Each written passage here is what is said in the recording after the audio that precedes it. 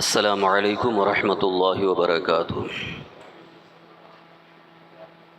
الحمد للہ رب العالمین والصلاة والسلام علی سید الانبیاء والمرسلین وعلی آلہ واصحابہ اجمعین، اما بعد فاعوذ باللہ من الشیطان الرجیم، بسم اللہ الرحمن الرحیم۔ وَإِذَا طَلَّقْتُمُ النِّسَاءَ فَبَلَغْنَ أَجَلَهُنَّ فلا تعضلوهن أن ينكحن أزواجهن إذا تراضوا بينهم بالمعروف ذلك يوعظ به من كان منكم يؤمن بالله واليوم الآخر ذلكم أزكى لكم وأطهر والله يعلم وأنتم لا تعلمون۔ صدق اللہ مولانا العظیم۔ حصول برکت کے لیے ایک مرتبہ درود شریف پڑھ لیں۔ اللہم صلی وسلم علی سیدنا مولانا محمد معن الجود والکرم وعلی آلہ واصحابہ وبارک وسلم صلاۃ و سلاما علیک یا رسول اللہ صلی اللہ تعالی علیہ وسلم۔ سورہ بقرہ کی آیت نمبر 232 ابھی میں نے آپ کے سامنے تلاوت کی۔ 13واں رکوع مکمل ہو چکا ہے اور پونا پارہ مکمل ہو گیا، آخر کا پاؤ حصہ باقی ہے۔ مضمون خانگی معاملات میں، گھریلو معاملات میں، خاص طور پر میاں بیوی کے درمیان کس طرح سے تعلقات باقی رکھنا ہے اور کب تعلقات ختم کرنا ہے، اس کے متعلق یہ احکام بیان ہو رہے ہیں۔ خاص طور پر جب نکاح کو ختم کرنے کا معاملہ سامنے آ جائے، یعنی ایسی نوبت آ جائے، ایسے حالات ہو جائیں کہ نکاح ختم کرنا ہے دونوں طرف کی رضامندی سے، تو اس کے لیے شریعت مطہرہ نے ایک قانون بنا دیا کہ دونوں بیٹھ کر کے دونوں کی رضامندی سے یہ معاملے کو ختم کیا جائے۔ اس کو طلاق کہا گیا۔ لیکن طلاق کے لیے کچھ اہم اصول اور ضابطے بیان کیے گئے۔ ابھی یہاں پر ایک اس سے ہی متصل، اسی سے ریلیٹڈ ایک مسئلہ ہے کہ اگر طلاق دینے کے بعد واپس وہ رہنا چاہیں، جیسا کہ اس سے پہلے بھی ہم نے بتا دیا تھا کہ اگر کسی نے اپنی بیوی کو ایک طلاق یا 2 طلاق دیا ہے تو وہ عدت میں اس سے رجوع کر سکتا ہے، یعنی واپس لے سکتا ہے، اور اگر 3 طلاق دیا تو پھر رجوع کا حق باقی نہیں رہتا۔ تو ابھی یہاں جو ذکر چل رہا ہے، ابھی جو یہاں پر مضمون ہے کہ 1 یا 2 طلاق دینے کی صورت میں اگر رجوع کرنا چاہیں تو پھر ان کے گھر والوں کو اس میں آڑے آ کر کے روکنا نہیں چاہیے، جبکہ دونوں کی رضامندی ہے، دونوں ساتھ میں رہنا چاہتے ہیں۔ اصلی یہاں پر یہ حکم اس لیے بھی آیا کہ اس دور میں جب طلاق کی نوبت آتی اور طلاق دینے کے بعد اگر طلاق رجعی دیا ہے، یعنی 1 یا 2 طلاق دیا ہے، اور پھر وہ عدت میں رجوع کرنا چاہتا تو پھر وہ لڑکی کے گھر والے روک دیتے، نہیں اس سے نکاح نہیں کرنا ہے۔ تو اس بنیاد پر اللہ تعالیٰ کا یہ حکم آ گیا کہ اگر وہ دونوں رضامند ہو گئے ساتھ میں رہنے کے لیے تو پھر ان کے لیے رکاوٹ نہ بنے، بلکہ ان کو ساتھ رہنے دیں کہ وہ رجوع کا حق رکھتے ہیں، کیونکہ یہاں ابھی انہوں نے صرف 1 یا 2 ہی طلاق دیا ہے جس میں رجعت یعنی واپس لینے کی گنجائش موجود ہے۔ تو جب شریعت نے واپس لینے کی گنجائش رکھی ہے تو کوئی اس میں رکاوٹ نہ بنے، چاہے وہ ان کے والد ہو، لڑکی کے والد ہوں یا قاضی ہو، کوئی بھی ہو، اس میں رکاوٹ نہ بنے۔ جب دیکھ رہے ہیں کہ دونوں کے درمیان اتفاق ہو رہا ہے اور دونوں ایک ساتھ رہنے پر رضامند ہیں تو پھر دونوں کو ساتھ میں رہنے کی اجازت دی جائے۔ اگر کوئی اس سلسلے میں بلا وجہ رکاوٹ پیدا کرتا ہے تو یہ غلط ہے۔ اصل میں یہاں رکاوٹ اس لیے بھی آ سکتی ہے، جیسا کہ ماں باپ نہیں چاہ رہے تھے اور وہاں پر نکاح ہو گیا، اب اس نے 1 طلاق یا 2 طلاق دیا تو اب ماں باپ کو تو موقع مل گیا کہ ہم تو نہیں چاہ رہے تھے پہلے بھی کہ تم نے وہاں نکاح کر لیا، تو اس بنیاد پر بھی وہ رکاوٹ بن جاتے ہیں۔ لیکن یہاں دو صورتیں ذہن میں رکھنا ضروری ہے۔ ایک تو یہ ہے کہ اگر لڑکی نے غیر کفو میں نکاح کیا ہے، غیر کفو کا مطلب جو خاندان اور برادری کے اعتبار سے جو ان کا اونچا خاندان ہے اور وہ کسی نچلے خاندان میں اس نے شادی کر لیا لڑکی نے، تو اس میں ماں باپ کو اعتراض کا حق ہے۔ ماں باپ جو ہے اس نکاح کو ختم کرنے کے لیے قاضی کے پاس مقدمہ پیش کر سکتے ہیں، یہ شریعت نے اس کی اجازت دی ہے۔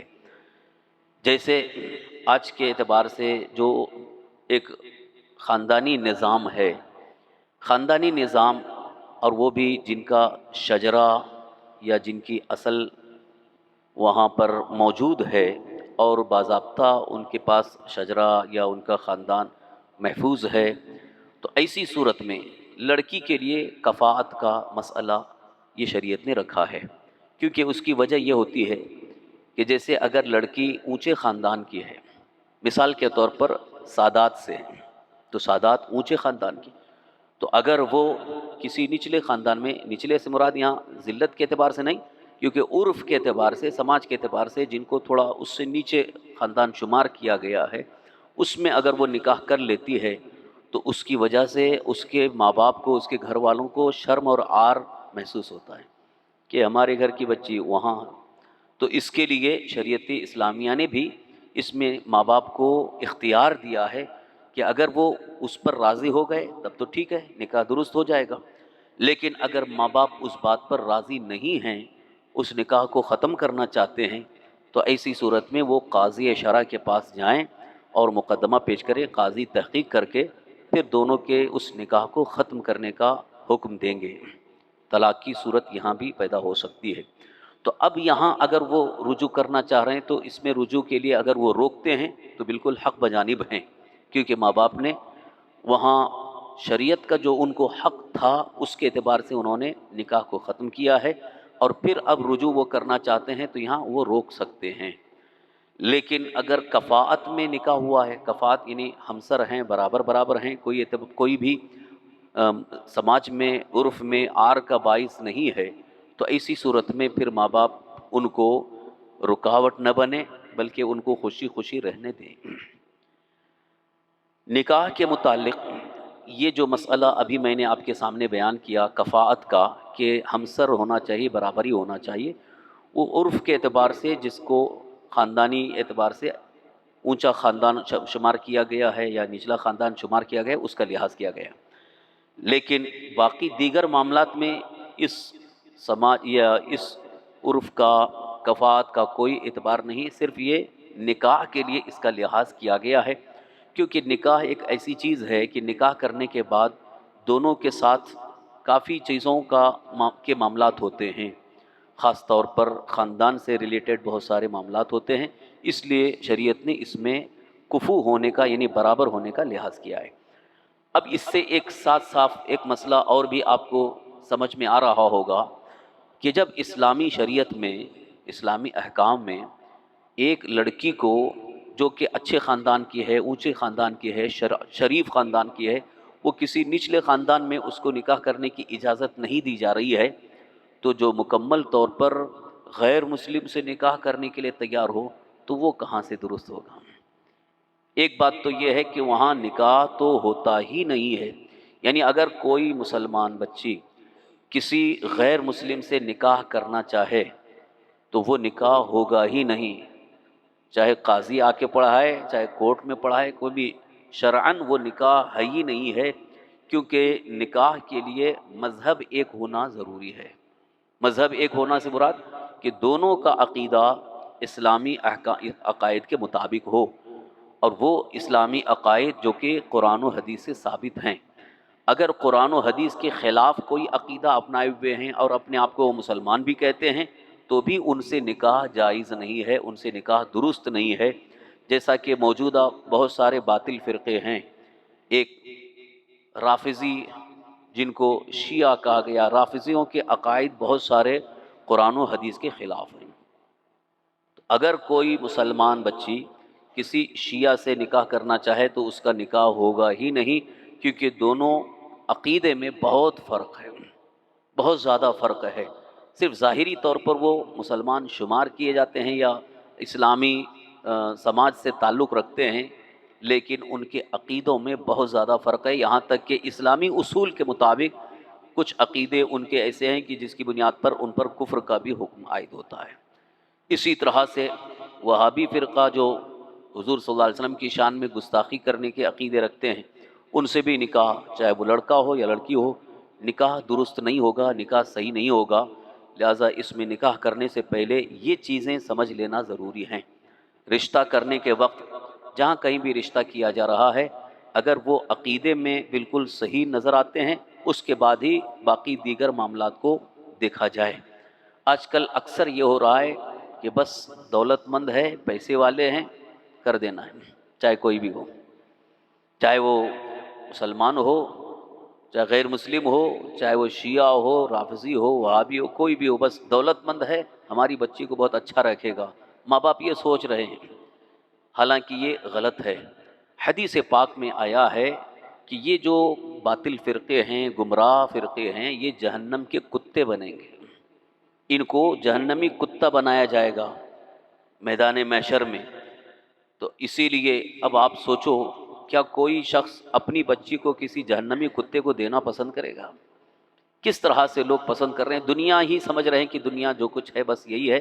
اس کے لیے نکاح کے موقع پر ان تمام چیزوں کا لحاظ نہیں کیا جا رہا ہے، مگر جب دنیا سے جائیں گے، آنکھ بند ہوگی، تب انہیں پتہ چلے گا کہ ہم نے کیا کیا کیا ہے، کیا کیا گل کھلائے ہیں۔ قبر ہی سے عذاب کا سلسلہ شروع ہو جاتا ہے، خاص طور پر نکاح کے معاملے میں، کیونکہ اس کا تعلق بہت ساری نسلوں تک چلتا ہے۔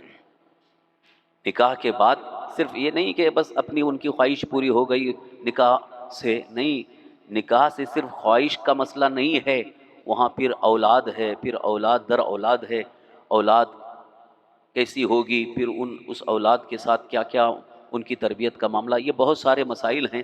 اس لیے سب سے پہلے رشتہ نکاح میں عقیدے کا لحاظ کیا جائے گا۔ یہاں پر خاص طور پر طلاق دینے کی صورت میں یہ حکم بیان فرمایا اللہ تعالیٰ نے، اذا طلقتم النساء فبلغن اجلہن فلا تعضلوہن ان ینکحن ازواجہن اذا تراضوا بینہم بالمعروف۔ جب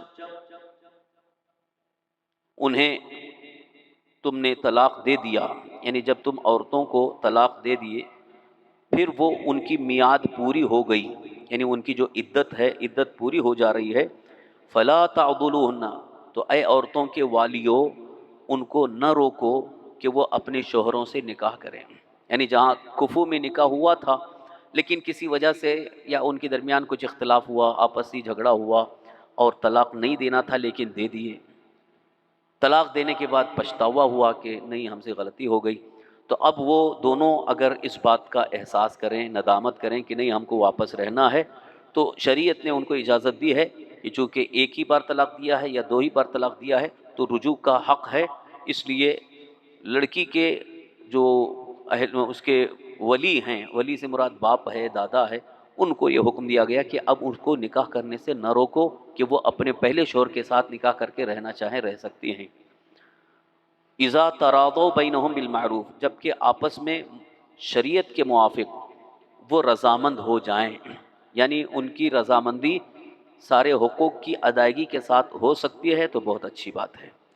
ذالک یوعظ بہ من کان منکم یؤمن باللہ والیوم الآخر، یہ تمہارے لیے نصیحت ہے، یعنی اللہ تعالیٰ کی طرف سے یہ نصیحت ہے، نصیحت دی جا رہی ہے جو تم میں سے اللہ اور قیامت کے دن پر ایمان رکھتا ہے، یعنی جو بھی مسلمان اللہ پر ایمان رکھتا ہے، قیامت کے دن پر ایمان رکھتا ہے، تو اسے ان احکام کو مان لینا چاہیے اور اس کے مطابق عمل کرنا چاہیے۔ ذالکم ازکیٰ لکم واطہر، اور یہ تمہارے لیے زیادہ ستھرا اور پاکیزہ ہے۔ اب اس میں ستھرا اور پاکیزہ ہونے کا مطلب کیا ہے کہ اگر وہ واپس سے نکاح کر کے یا دونوں رجوع کر کے رہنا چاہیں تو یہ ستھرا اس لیے ہے کہ اگر ان کو روکیں گے، ہو سکتا ہو ضد میں آ کر کے وہ بغیر نکاح کے تعلقات قائم کرنے پر مجبور ہو جائیں، تو اس سے بہتر ہے کہ وہ اپنے اس نکاح کے ساتھ رہنا چاہیں تو نکاح کے ساتھ رہنے دیں۔ واللہ یعلم وانتم لا تعلمون، اور اللہ جانتا ہے اور تم نہیں جانتے۔ بہت سارے معاملات میں لوگ جو ہے وہ اللہ کے فیصلے کے خلاف جاتے ہیں، وہ یہ سمجھتے ہیں کہ ہم صحیح سمجھ رہے ہیں۔ اللہ تعالیٰ فرماتا ہے کہ تم نہیں جانتے کہ اس میں کتنی خرابیاں ہوں گی اور تمہارے لیے کتنے نقصانات ہوں گے، تم کو اس کا علم نہیں ہے لیکن اللہ کو علم ہے۔ یہی وجہ ہے کہ اسلامی احکام میں اگر آپ گہرائی میں اتر کر کے دیکھیں گے تو ہر اعتبار سے ہمارے لیے فائدہ ہی ہے۔ یہ اور بات ہے کہ کبھی کبھی ذہن وہاں تک پہنچتا نہیں ہے، دماغ میں وہ بات آتی نہیں ہے، بعد میں سمجھ میں آتا ہے کہ ہاں یار واقعی اللہ کا جو حکم تھا وہی سب سے بہتر تھا۔ اس سلسلے میں ایک حکایت یاد آ گئی۔ ایک شخص جو ہے وہ اسلامی احکام پر بہت اعتراض کرتا تھا، یعنی خالی ایسا کیوں ہے، یہ ٹوپی پہننے کا حکم کیوں، یہ داڑھی رکھنے کا حکم کیوں، اس میں کیا فائدہ ہے انسان کا۔ تو ایسے اسلامی احکام پر، اسلامی شعار پر بہت اعتراض کرتا تھا۔ اس کا ایک دوست تھا مسلمان، تو وہ صحیح تھا، وہ اسلامی احکام پر عمل کرتا تھا اور وہ عمل نہیں کرتا تھا، اور ایسے کرتے کرتے کرتے وہ اسلام سے ہی پھر گیا۔ جیسے کچھ لوگ جو ہے اسلامی احکام پر تنقید کرتے کرتے وہ معاذ اللہ اسلام سے دور ہو جاتے، وہ کفر کی طرف چلے جاتے۔ کبھی کبھی داڑھی کا مذاق اڑائیں گے، ارے یہ داڑھی کیا ہے، ایسا ہے ویسا ہے۔ نہیں رکھ رہے تو وہ تمہاری اپنی کمزوری یا اپنا عمل ہے، لیکن اس کا مذاق تو نہ اڑانا چاہیے، کیونکہ سنت رسول اللہ ہے، اللہ کے رسول صلی اللہ علیہ وسلم کی جو بھی سنت ہے وہ اللہ کے حکم اور اللہ کی مرضی کے مطابق ہے۔ تو اب وہ اعتراض کرتا تھا۔ ایک دن دونوں میں بحث ہو رہی تھی امامہ پر، کیونکہ وہ جو دوست تھا وہ امامہ پہنا ہوا تھا اور یہ نہیں، بس اس پہ وہ اعتراض کر رہا تھا، بحث کر رہا تھا۔ اتفاق جہاں پر وہ بیٹھے تھے تو آم کا درخت تھا، اوپر سے ایک آم ٹوٹا اور گرا سیدھے اس کے سر پہ پڑا۔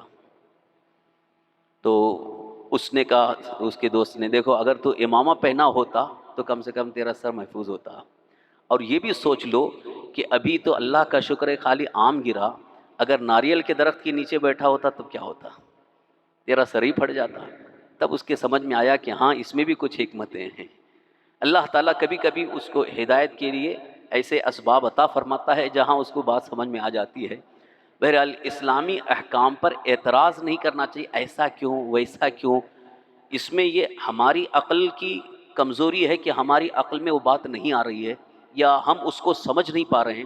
ہم کو کم سے کم اتنا سمجھنا چاہیے، جس رب نے ہمیں پیدا فرمایا، جس نے پوری کائنات بنائی ہے، اس نے جو قانون اور احکام ہمارے لیے عطا فرمائے وہ بہتر ہیں کہ ہم جو سوچ رہے ہیں وہ بہتر ہے۔ اور ہماری سوچ ہی کتنی ہے، صرف محدود سوچ ہے، ہم دنیا کی چند چیزوں کو دیکھ کر کے سوچتے ہیں، لیکن اللہ خالق کائنات ہے، پورا نظام کائنات اللہ کے حکم سے چل رہا ہے۔ آج تک کوئی سمجھ نہیں سکا کہ سورج کیسے نکلتا ہے، کیسے غروب ہوتا ہے، کہاں سے نکلتا ہے، کیا کیا اس کے اندر ہے۔ صرف اور صرف یہ جان رہے ہیں کہ ہاں سورج نکلتا ہے، سورج ڈوبتا ہے، لیکن حقیقت کبھی معلوم ہو کر سکے؟ یہ اللہ کا نظام ہے۔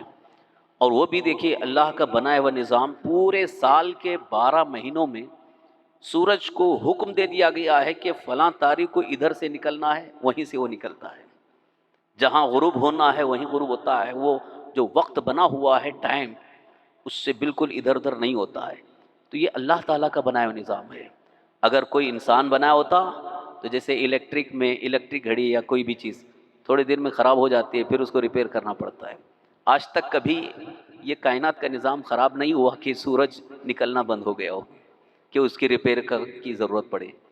اس لیے ہمیشہ یہ ذہن میں رہے کہ اللہ تعالیٰ کے جو احکام ہیں وہ ہمارے لیے سب سے بہتر ہیں، اللہ تعالیٰ کا جو فیصلہ ہے وہ ہمارے حق میں بہتر ہے۔ خاص طور پر یہ ہماری اسلامی زندگی کے لیے جو بار بار کہا جاتا ہے کہ اسلامی زندگی اپنا لو، اس میں تمہارے لیے بھلائی ہے، اور دنیا میں بھی اس کے بے شمار فوائد ہیں، اور آخرت میں تو ثواب اور آخرت میں نجات اسی پر ڈپینڈ ہے کہ اللہ تعالیٰ کے احکام پر عمل کر کے اور صحیح عقیدے پر قائم رہ کر کے ہی دنیا سے جائیں۔ اسی لیے اللہ تعالیٰ نے ارشاد فرمایا ذالکم ازکی لکم واطہر واللہ یعلم وانتم لا تعلمون، اللہ جانتا ہے اور تم نہیں جانتے۔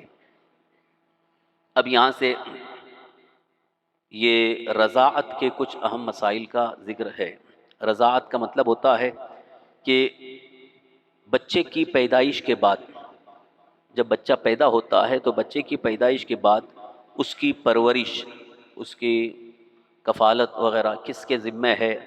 ماں کے ذمے کیا کیا احکام آتے ہیں؟ ماں کی پرورش کی میعاد کیا ہے؟ کب تک وہ دودھ پلائے گی، کب تک اس کی پرورش کرے گی؟ اور شوہر یعنی باپ کے ذمے کیا کیا اس کی کفالت کی ذمہ داریاں ہیں؟ یہ اس کا ایک مختصر خاکہ یہاں پر بیان فرمایا جا رہا ہے۔ اس کو بھی حاصل کر لیں، انشاءاللہ کافی معلومات حاصل ہو جائے گی۔ انشاءاللہ اس کو کل ہم کچھ تفصیل کے ساتھ بیان کریں گے، کیونکہ اس میں کچھ تفصیلات ہیں جس میں کافی وقت لگ جائے گا۔ آج کے لیے ہمارا درس یہیں تک محدود، اس لیے کہ طلاق کے متعلق جو احکام تھے اور طلاق کے متعلق کچھ اصول اور ضابطے تھے وہ یہاں پر مکمل ہو رہے ہیں۔ اب یہاں سے رضاعت کے دودھ پلانے کی صورت میں ماں کی کیا کیا ذمہ داری ہیں، اور بچے کی ولادت کے بعد ماں اگر دودھ پلا رہی ہے تو اس کے شوہر کی ذمہ داری کیا بنتی ہے، اس کے یہاں سے احکام بیان کیے جا رہے ہیں۔ اللہ تعالی ہم سب کو احکام شریعت پر عمل کی توفیق عطا فرمائے۔ یا الہ العالمین یا رحم الراحمین، اپنے حبیب صلی اللہ تعالی علیہ وآلہ وسلم کے صدقے طفیل ہم سب کی مغفرت فرما۔ یا اللہ ہمارے صغیرہ کبیرہ تمام گناہوں کو معاف فرما۔ یا الہ العالمین یا رحم الراحمین، ہمارے روزے قبول فرما۔ یا اللہ ہماری نمازیں قبول فرما۔ یا اللہ ہمیں 5 وقتہ نماز با جماعت ادا کرنے کی عادت اور توفیق عطا فرما۔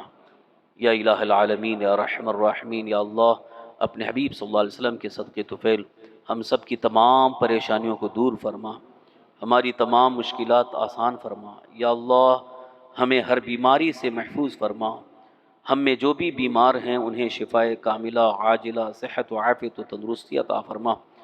یا الہ العالمین یا رحم الراحمین، یا اللہ یا ارحم الراحمین، یا اللہ ہماری والدہ کو شفائے کاملہ عاجلہ نصیب فرما، اور جتنے بھی ہمارے بھائی بہن بیمار ہیں سب کو شفائے کاملہ عاجلہ صحت و عافیت و تندرستی عطا فرما۔ یا الہ العالمین یا رحم الراحمین، ہم سب کی روزی میں، روزگار میں، عمر میں خوب برکتیں عطا فرما، صحت میں برکت عطا فرما، یا اللہ تندرستی میں برکت عطا فرما۔ یا الہ العالمین یا رحم الراحمین، ہمیں ہر طرح کے شر و فساد فتنوں سے، زمینی آسمانی آفتوں اور بلاؤں سے محفوظ فرما۔ یا اللہ ہمیں زیادہ سے زیادہ تیرے دین پاک کی خدمت کی توفیق نصیب فرما۔ یا اللہ ہمیں ایمان پر زندہ رکھ، ایمانی پر خاتمہ نصیب فرما۔ اللہم ربنا آتنا فی الدنیا حسنۃ وفی الآخرۃ حسنۃ وقنا عذاب النار۔ ربنا تقبل منا انك انت السميع العليم وتب علينا انك انت التواب الرحيم۔